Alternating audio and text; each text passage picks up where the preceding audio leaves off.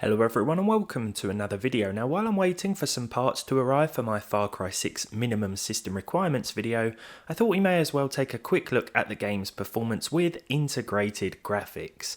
Yes, the 2-core Athlon 3000G and onboard Vega 3 graphics are being put to the test yet again. We're using driver version 21.10.1, 16 gigs of 3200 MHz DDR4 in dual channel mode, and the Ubisoft Plus version of the game. I've gone for the low settings all around and 1280 by 720 resolution. We've got options for adaptive resolution and resolution scaling under the advanced settings, but these are switched off and set to default respectively. The real star of the show, and a very welcome addition, is FSR, or Fidelity FX Super Resolution.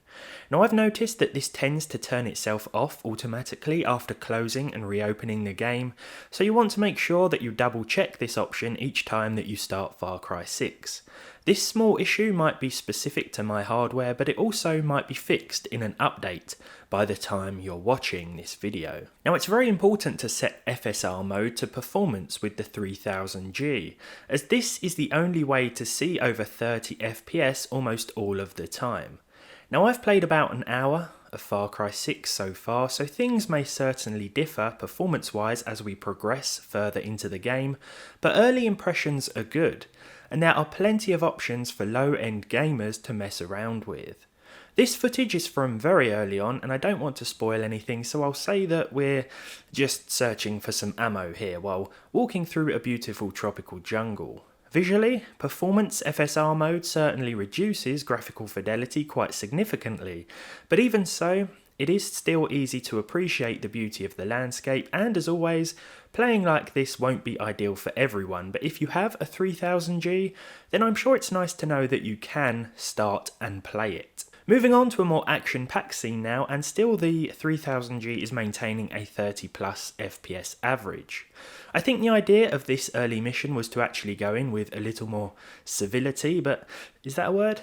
Or more stealthy, more civilized, but sometimes I can't help myself, especially when it comes to a benchmark video. Now as I said, performance and visual quality like this won't be appreciated by everyone, but when you remember that this APU originally cost me less than this game would have done, well, it starts to sound more impressive, and I didn't think we'd even get half of this frame rate, even with FSR enabled. To finalise, I ran the in-game benchmark, which again produced similar results, and in conclusion, Far Cry 6 is playable to some degree on the 3000G, if you don't mind a pretty hefty sacrifice in visual quality, but I mean, this was sort of to be expected, right? In the next one then, we'll have a Far Cry 6 minimum requirements PC build, but until then, I hope you enjoyed this one. If you did, leave a like on it down below, leave a dislike if you didn't, subscribe to the channel if you haven't done so already, and hopefully I'll see all of you in the next one.